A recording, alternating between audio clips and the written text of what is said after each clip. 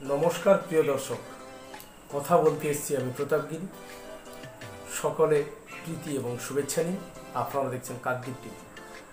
প্রিয় দর্শক, প্রতিবেশী দেশে টান টান এক উত্তেজনা, মুহূর্তে মুহূর্তে পট পরিবর্তনের ইঙ্গিত পাওয়া যাচ্ছে। কি সে ইঙ্গিত? এই অন্তর্বর্তী সরকার যে নির্বাচনী সংস্কার এবং নির্বাচনের দিনক্ষণ ঘোষণা করেছে, যত সেই দিন এগিয়ে আসছে ততই পরিবর্তন দেখা যাচ্ছে। পট পরিবর্তন হচ্ছে বাংলাদেশের রাজনীতিতে। হঠাৎই সেনাপ্রধানের অতি সক্রিয়তা নতুন যে রাজনৈতিক দল এনসিপি নামে গজিয়ে উঠেছে বাংলাদেশে, তাদের মাথা ব্যথার কারণ হয়ে দাঁড়িয়েছে। যেভাবে প্রতিনিয়ত বাংলাদেশের আইন শৃঙ্খলা অবনতি ঘটেছে, একটি শক্তিশালী সেনাবাহিনী যদি দেশে থাকে, তারা থাকা সত্ত্বেও যদি একটি দেশ ক্রমশ অবনতির পথে যায়, আইন শৃঙ্খলার অবনতি ঘটে, মৌলিক অধিকারে হস্তক্ষেপ হয়, মানুষের মধ্যে বিভাজন তৈরি হয়, দেশে সুষ্ঠু আইন শৃঙ্খলা না থাকে, তবে তো সেনাবাহিনীকে হস্তক্ষেপ করতেই হয়। ঠিক এই জায়গাটায় এই নতুন যে গজিয়ে ওঠা যে দল এনসিপি, তার নেতৃবৃন্দ এবং কিছু উপদেষ্টা যেভাবে সেনাবাহিনীকে তোপ দাগছেন, সেনাবাহিনীকে সমালোচনা করছেন, এটা কিন্তু একটা নতুন পট পরিবর্তনের ইঙ্গিত দিচ্ছে।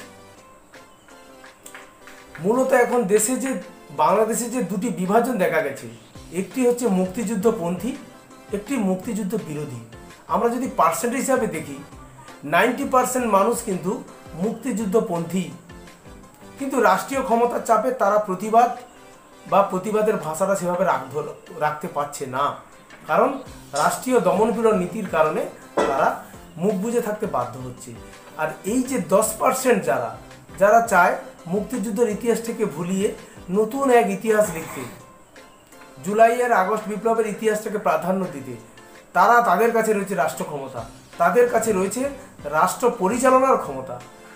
সেটাকে কাজে লাগিয়ে তারা এই বিভাজনটা তৈরি করে মুক্তিযুদ্ধ বিরোধী একটা স্ট্যান্ড নিয়ে কিভাবে মানুষের মধ্যে মুক্তিযুদ্ধ বিরোধী এক ভাবনা তৈরি করা যায়, তারা কিন্তু এটা চালিয়ে যাচ্ছে। সেই সঙ্গে তাদের একটি ভাবনা, আওয়ামী লীগকে তারা দোষী সাব্যস্ত করছে। আওয়ামী লীগের শাসনকালে সবাই আওয়ামী লীগ দোষী, এটা তো ভাবার কোনো কারণ নেই। আওয়ামী লীগ যারা পরিচালনা করতো, তাদের মধ্যে কিছু ব্যক্তির দোষ থাকতে পারে, কিন্তু আওয়ামী লীগ যে দল, এই আওয়ামী লীগ দলটি মানুষের রন্ধ্রে রয়েছে, বিশ্বাসে রয়েছে, মনে রয়েছে, প্রাণে রয়েছে। তাই এই মুক্তিযুদ্ধ এবং আওয়ামী লীগকে পৃথক করা কখনোই এই রকম কচি কাঁচা দের নিয়ে যে রাজনৈতিক দল গঠিত হয়েছে, তাদের ভাবধারা এটাকে পৃথক করা সম্ভব নয়। কিন্তু তারা এই প্রয়াস কিন্তু তারা চালিয়ে যাচ্ছে যে আওয়ামী লীগকে নির্বাচনে অংশগ্রহণ করতে দেওয়া হবে না। এখন যদি আমরা ভোট শেয়ার দেখি, আওয়ামী লীগ মোটামুটি 30 থেকে 40% ভোট কিন্তু বাংলাদেশে ভোট শেয়ার করে। কিন্তু গত আগস্টের পর থেকে আজ পর্যন্ত যে রাজনৈতিকের মধ্যে একটা অনিশ্চিত তৈরি হচ্ছে, রাজনীতি ফেল করেছে বাংলাদেশে, রাজনীতিকরা কোনো স্থির সিদ্ধান্ত নিতে পারছেন না। দেশে যে এই অচল অবস্থা, দেশে যে আইন শৃঙ্খলার বিঘ্ন ঘটছে, আইন শৃঙ্খলার চরম অবনতি হয়েছে, এই অবনতি থেকে দেশকে মুক্ত করতে গেলে কোন ধরনের নীতি নিতে হবে, এই রাজনৈতিক ফেলিওর কারণে সেনাবাহিনী কিন্তু চুপ করে থাকতে পারছে না। দেশের একটি অনুগত এবং শক্তিশালী সেনাবাহিনী থাকা সত্ত্বেও কিভাবে একটি রাজনৈতিক দল, একটি অন্তর্বর্তী সরকার এত স্বেচ্ছাচারী হতে পারে? তাদের মূল এজেন্ডা হচ্ছে আওয়ামী লীগের বিচার করতে হবে, আওয়ামী লীগের নির্বাচন থেকে নিষিদ্ধ করতে হবে।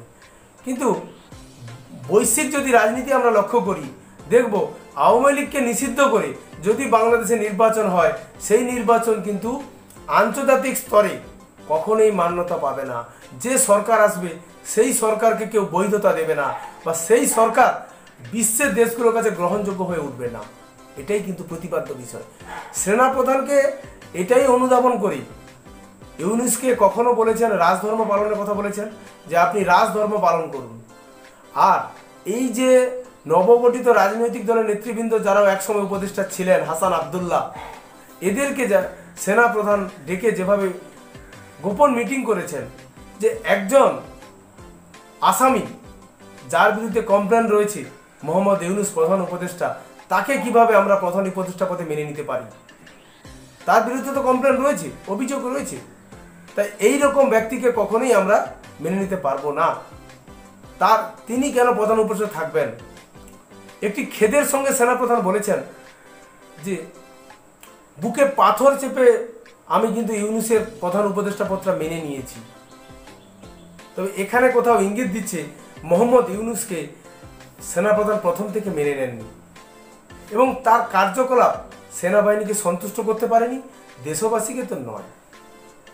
এই যে অচল অবস্থা, মানুষের মনে একটি প্রশ্ন দাঁড়া বেঁধেছে যে এখনকার যে শাসন ব্যবস্থা সেটা ভালো, না আওয়ামী লীগের সময় যে শাসন ব্যবস্থা ছিল সেটা ভালো?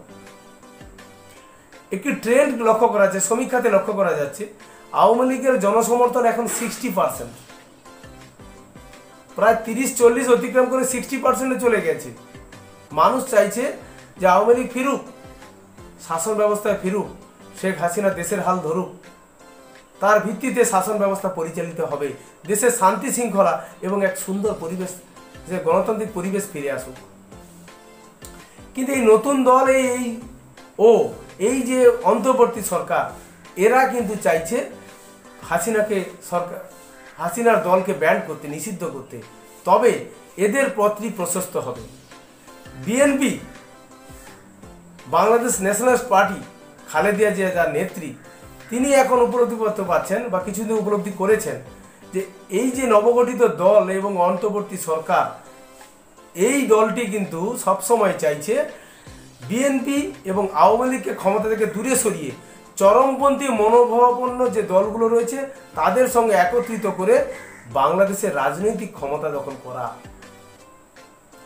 এই চালটি কিন্তু বিএনপি একটু দেরি হলেও ধরতে পেরেছে।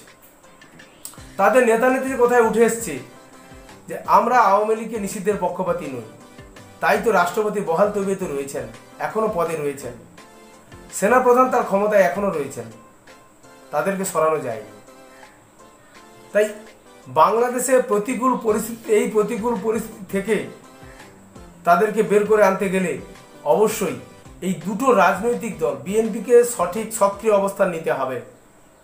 না হলে উগ্র মৌলবাদীদের হাতে দেশটি চলে গেলে কখনোই দেশে আর গণতান্ত্রিক এবং সুস্থিত পরিবেশ ফিরিয়ে আনা যাবে না। সেনাপ্রধান আজকে যে ভূমিকাটা রাখছেন, যেভাবে বিরোধীদের নেতা নেত্রীদের যে মিটিং মিছিল সমাবেশ হচ্ছে, তাকে প্রোটেকশন দেওয়া হচ্ছে সেনাবাহিনীর পক্ষ থেকে, যাতে তারা মানুষের কাছে পৌঁছাতে পারে। এটা হচ্ছে বিশ্বের দাবি, সেটা সেনাপ্রধানের কাছে পৌঁছে গেছে যে পৃথিবীর তাবড় দেশগুলো কি চায়। তারা চাইছে দেশে সকল রাজনৈতিক দলের অংশগ্রহণের ভিত্তিতে জনগণের কাছে মতামত চাওয়া হবে, জনমত চাওয়া হবে। জনগণই ঠিক করবে আগামী দিনে কোন রাজনৈতিক দল ক্ষমতায় আসবে এবং কারা শাসন করবে। সেখানে কোনোভাবে এই নতুন গজিয়ে ওঠা দল, এই অন্তর্বর্তী সরকার কোনো বাধা কিন্তু মানা হবে না।